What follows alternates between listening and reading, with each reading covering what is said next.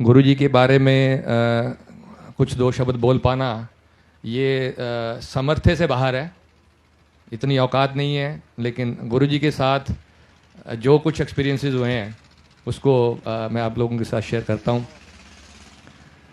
एक शब्द है, जेवा एक कवन गुण कहिए, जेवा एक कवन गुण कहिए, बेशुमार बेअंत स्वामी तेरा अंत किन्हीं ना लइए। कि जो गुरुजी हैं इनकी अपार महिमा इतनी ज़्यादा है कि हम अपनी एक जीवा के साथ इसका कोई व्याख्यान, कोई 0.02%, 0.001% भी हम लोग नहीं कर सकते। गुरु महाराज के चरणों में प्रणाम। सबसे पहले मैं अपनी तुच्छ बुद्धि से जो बताता हूँ कि मैं गुरुजी के पास आया कैसे, how I came across Guruji. Around 6 years back 2004 में जलवायु टावर में मैं शिफ्ट करा। रिलीजियस हम सारे हैं जहाँ बैठे हैं, भगवान को मानने वाले हैं, लेकिन कभी ऐसा नहीं हुआ था कि मेरी किसी गुरु के प्रति आस्था वाला मन हो। इंजीनियर हूँ प्रोफेशन से, साइंटिफिक दिमाग, और जब कभी कभी चर्चा आया भी तो ऐसा कभी नहीं लगा। मेरे को ऐसा लगा कि मैं इस धरती पे वो आखिरी प्राणी हूँ जो कभी किसी गुरु के पास जाएगा, जो कभी किसी फिजिकल फॉर्म में किसी को मानेगा कि ये गॉड है या गुरु है। हमेशा यही रहता था कि रिलीजियस हैं, मंदिर जाते हैं, भगवान के साथ सीधा रिश्ता है। तो कभी कभार मदर भी कहती थी तो मैं हंस के टाल देता था कि जब ऊपर वाले के साथ सीधा रिश्ता है तो इसकी क्या ज़रूरत है। सो टिल आई वॉज 42, 43, 2004 की बात है। लेकिन ये है कि हम गुरु के पास नहीं आते, शायद भ्रम है हमें कि हम गुरु के पास आए। ये गुरु है जो हमें अपने पास बुलाते हैं, और गुरु उस हिसाब से प्रिपेयर करते हैं, गुरु उस हिसाब से तैयारी करते हैं और फिर अपने पास बुलाते हैं। तो ऐसा ही मेरे साथ भी हुआ। 2003 एंड पे I came across to a very good book, autobiography of a yogi. वो पढ़ने के बाद ऐसा डेस्परेशन सा हुआ कि गुरु तो होना चाहिए, गुरु होना चाहिए। और लेकिन अब गुरु कहाँ से मिले। शुरुआत कर दी गुरुजी ने ज़िंदगी में आने से पहले शुरुआत कर दी कि गुरु होना चाहिए। वहाँ से जिस समय हम सेक्टर 56 में आए, रिलीजियस थे, मंदिर जाता था, शिव जी के रोज़ जल चढ़ाता था। तो सेक्टर 56 में टेंपल नहीं था, तो एक छोटी सी अटेम्प्ट करी कि एक ट्रस्ट फॉर्म करी और एक टेंपल बनाने की एक वहाँ करते हैं जिसमें कि शिव जी को जल चढ़ाया जा सके। इस प्रक्रिया में एक ट्रस्ट बन गई, एप्लीकेशन लगी हुडा को, और तब कमांडर शर्मा के साथ हमारी मुलाकात हुई। योगा प्राणायाम करते थे, तो एक दिन उन्होंने जिक्र करा गुरुजी महाराज के बारे में और कहा कि ऐसे ऐसे गुरुजी महाराज हैं, और अगर आप ये काम कर रहे हो तो गुरुजी से अगर ब्लेसिंग ले लो तो ये आपका ये काम हो जाएगा, ये ड्रीम आपका जो इट विल कम ट्रू। तो मैंने कोई बात नहीं, हम चलते हैं। तो हम ट्रस्ट के 15-20 लोग फर्स्ट टाइम जुलाई में हम गुरुजी के पास गए तो शर्मा अंकल ने कहा कि गुरुजी पंजाबी हैं, आप पंजाबी बोलते हैं, मेरे को शायद पंजाबी उतनी ना आए, तो आप सीधे से बात करके पूछ लेना। तो वो दिन और उसके बाद आज का दिन, उस दिन तो पता नहीं ऐसा लगा कि ठीक है कोई बात नहीं, पंजाबी में बात करनी कर लेंगे, मैं भी पंजाबी हूँ पर चांस। तो लास्ट पे सारा काम हुआ, लंगर किया और जाके गुरुजी को प्रणाम करा। गुरुजी इस काम के लिए आए हैं और आपकी ब्लेसिंग चाहिए। गुरुजी कहते जाओ हो जाएगा। बस इतना था, हमें तो कोई बहुत ज़्यादा उसमें समझ नहीं आई। लेकिन कमांडर शर्मा बाहर आने के बाद ही वॉज वेरी हैप्पी। वो इस तरह से हैप्पी थे कि शायद ये मतलब कंस्ट्रक्टिव हो गया हो, क्योंकि शायद वो ज़्यादा देर से गुरुजी के साथ जुड़े हुए थे, तो उनको ये मालूम था कि गुरुजी के मुंह से कोई चीज़ निकल जाती है, शब्द निकलते हैं तो वो दे कम ट्रू, वो उसी तरह से हो जाते हैं। इसमें बहुत ज़्यादा नहीं पता लगा, लेकिन जो गुरुजी के बारे में वहाँ फर्स्ट डे जाने के बाद जो चीज़ें 3-4 समझ में आई वहाँ के सेटअप के बारे में, वो बड़ी अच्छी लगी। एक तो सबसे अच्छी बात हमें वहाँ पे ये लगी कि ये वो जगह है जहाँ ऑल रिलीजन से, ऑल सेक्ट से लोग आते हैं, हिंदू, मुस्लिम, क्रिश्चियन, ईसाई, सब लोग आते हैं। तो this was very good. Second जो हमें वहाँ नज़र आया कि जब एक ही थाली में 4 लोग लंगर करते, irrespective of caste and creed, तो वो बड़ी चीज़ अच्छी लगी। तीसरे नंबर पे ये देखा कि ये गुरुजी कोई प्रवचन नहीं करते।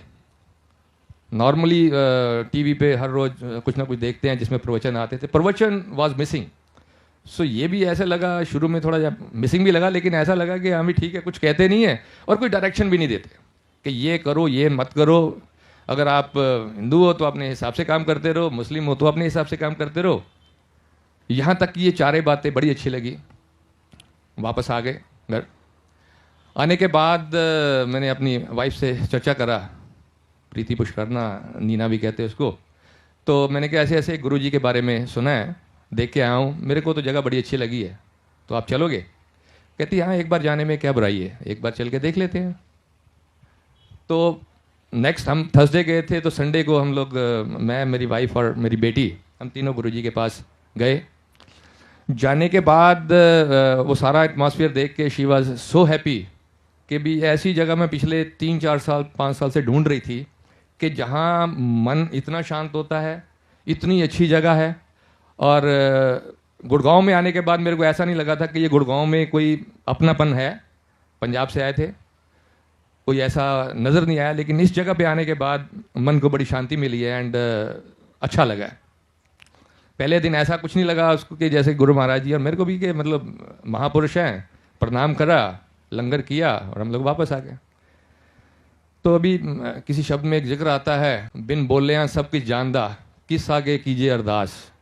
तो हम लोग वहाँ पे ऐसे ऐसे पता लगा, और तो ऐसे कोई हम लोग अपनी पर्टिकुलर प्रॉब्लम के लिए नहीं गए थे, कोई पर्टिकुलर हल करने के लिए नहीं गए थे, और ना ही जाके हमने किसी को वहाँ पे कुछ बताया था, मंशा भी नहीं थी ऐसा। लेकिन जैसे गुरुजी के पास गए तो उसके चौथे से 5वें दिन तक एक इतनी क्रिटिकल प्रॉब्लम थी हमारी लाइफ की, जिसके बारे में कि समझ आना शुरू हो गया। और बिना गुरुजी को बताए, बिना गुरुजी को, मतलब जिसको कहते गुरुजी आते ही स्कैन कर लेते, तो वो स्कैनिंग शायद हो गई हमारी फर्स्ट डे। हम लोग करीबन 7 साल से एक प्रॉब्लम से गुजर रहे थे। गायनी प्रॉब्लम थी मेरी वाइफ की, एंडोमेट्रियोसिस, और 7 साल के टफ, उसके बाद 2003 में सर्जरी करा दी थी। सर्जरी होने के बाद भी ये चीज़ समझ में नहीं आती थी कि प्रॉब्लम क्या है, तो ऑफ एंड ऑन हर महीने कुछ ना कुछ प्रॉब्लम चलती रहती थी। तो जब गुरुजी के पास हम लोग गए तो कुछ बयान नहीं करा, लेकिन वहाँ से हमें गुरुजी की एक फ़ोटोग्राफ भी मिल गई, जो बाद में पता लगा कई बार साल में मिलती नहीं है फ़ोटोग्राफ, और उस फोटोग्राफ को हमने आके घर में रख दिया। 2 दिन बाद इतनी भयंकर पेन शुरू हुई वाइफ को कि जिसका कोई हद हिसाब नहीं।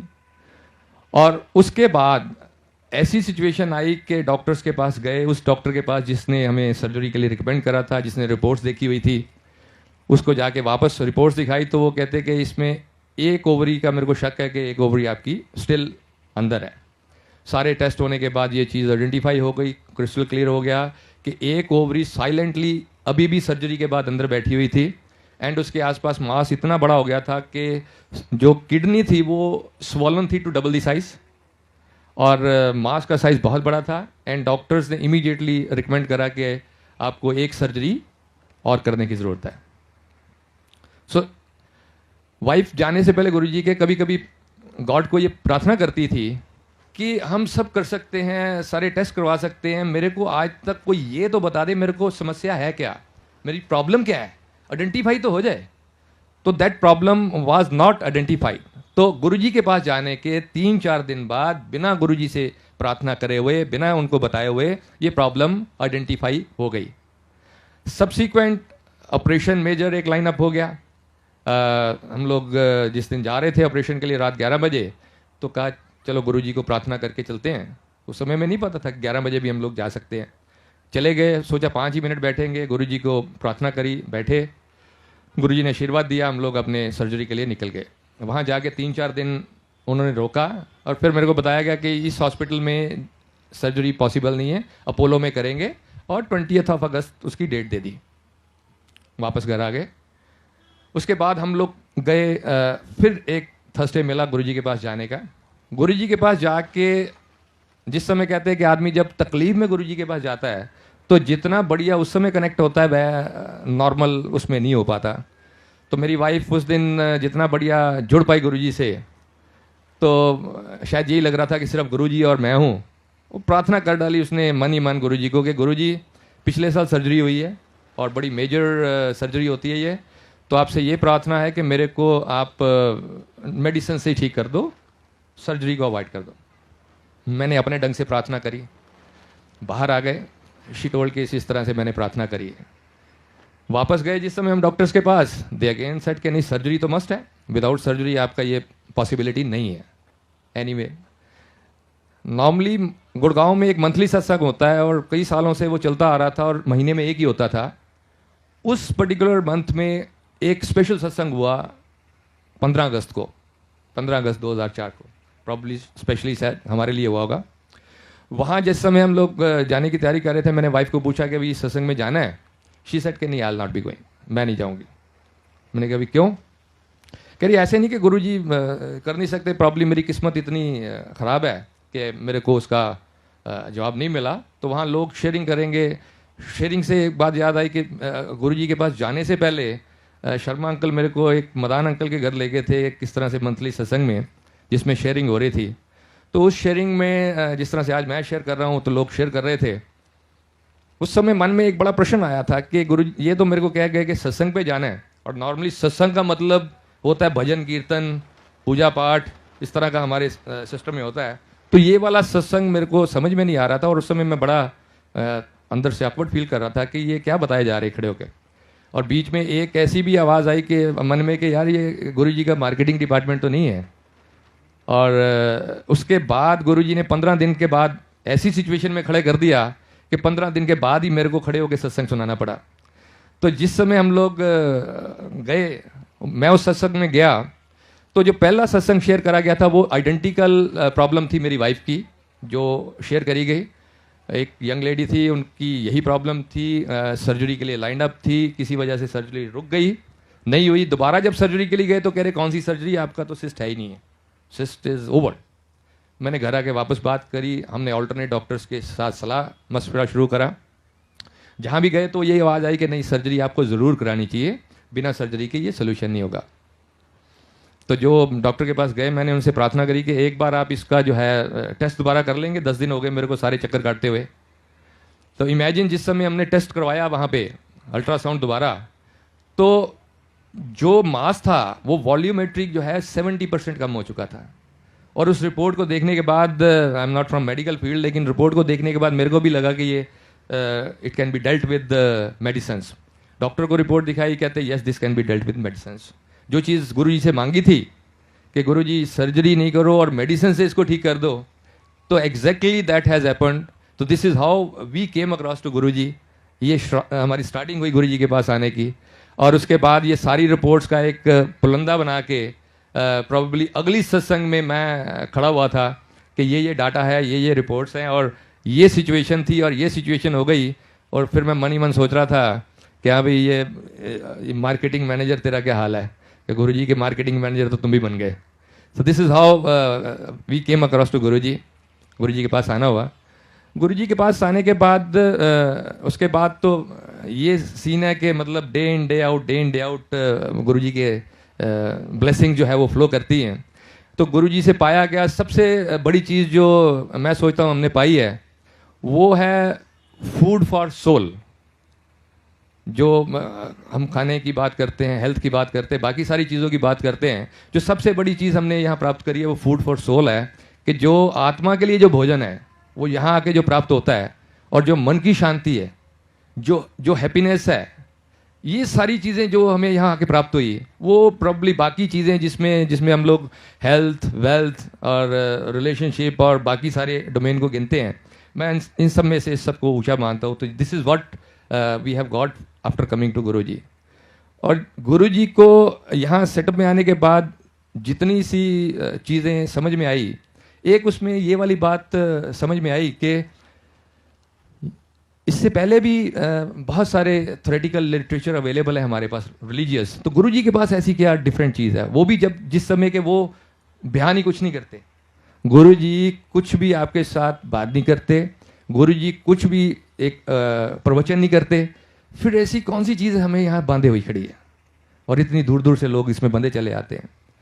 सो व्हाट आई रियलाइज कि ये वो चीज़ है कि लिटरेचर और सब चीज़ अवेलेबल, और गुरुजी के एक थ्योरेटिकल चीज़ें अवेलेबल हैं और उनकी प्रैक्टिकल वर्कशॉप है, practical workshop for bolstering of the faith, कि जो हमारा फेथ को बोल्स्टर किस ढंग से वो करते हैं, ये प्रैक्टिकली बैठा के 3-4 घंटे शब्द कीर्तन सुना के सो किस ढंग से वो उसको बोल्स्टर करते हैं, ये चीज़ मेरे को जो मोटे तौर पे समझ आई। और अगर मैं बोलूँ कि थ्योरेटिकल, तो यहाँ आने से पहले मैंने 6 महीने लगा के मेडिटेशन करना सीखा था, थ्योरी ऑफ मेडिटेशन और कैसे करते हैं ये सब करा। लेकिन जब गुरुजी के पास आया तो मैं हैरान हो गया कि अंदर घुसने के बाद मैं कुछ लोगों को इतना डीप मेडिटेशन में देखा, इतना डीप मेडिटेशन में देखा। और कभी मैंने जिक्र करने की कोशिश करी कि आपने कहीं से मेडिटेशन सीखी है, तो ऐसा कुछ नहीं था। ये गुरुजी के आसपास बैठने के बाद ही जो प्रैक्टिकल फील गुरुजी की एक दया दृष्टि के साथ, एक कृपा दृष्टि के साथ जो चीज़ फ्लो कर जाती है, तो that is the practical workshop of Guruji, कि जिसमें वो peace of mind, meditation, health, ये सब चीज़ें वो किस ढंग से फ्लो करवा गए। मतलब इसका बयान इस जीवा से करना बहुत मुश्किल है, बहुत मुश्किल है। मतलब किस ढंग से और हर एक केस स्टडी, हर एक अपने आप में यहाँ जितने भी बैठे हैं सब केस स्टडीज़ हैं, और हर एक के पास इतने सॉलिड एग्जाम्पल्स हैं कि मेरे लिए एक छोटा सा है कि नानक चिंता मत करो चिंता तिसदी है।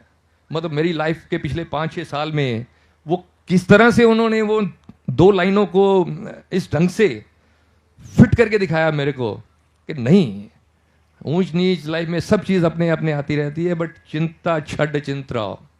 एंड वो प्रैक्टिकली हर एक के लिए अपने अपने एक डिफरेंट डायरेक्शन में गुरुजी ने अपनी अपनी वो लाइंस देनी है और उस ढंग से उसको बोल्स्टर करना है और बोल्स्टर करा है। तो this is what I can say कि मतलब गुरुजी के पास आने के बाद जो मन को शांति हुई है।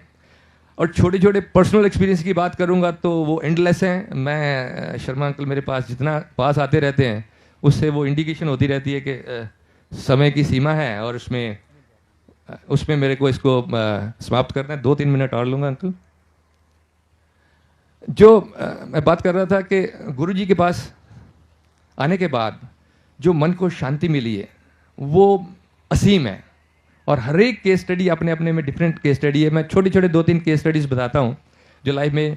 हेल्थ के बारे में वाइफ का मैंने बताया। मेरा अपने केस में मेरे को हेपेटाइटिस हुआ था, कब हुआ था, और घर पे मैं बिल्कुल बिना नमक मिर्च के सब सामान खाता था और गुरुजी के लंगर में जो मिलता था, चटनी प्रसाद मिलता था, मिर्ची प्रसाद मिलता था, हेपेटाइटिस वाले सीन में उस सबको खाता था और घर आके उसमें कोई फर्क नहीं पड़ता था।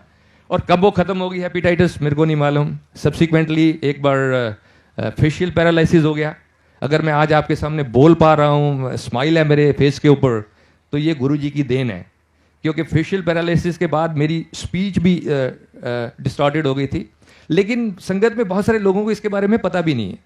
पता इसलिए नहीं है कि नॉर्मली ये प्रोसेस चलता है 4 से 6 महीने, और गुरुजी ने मेरे को वेल विद इन 7 डेज इस जगह पे वापस खड़ा कर दिया, where I was smiling and I was speaking back.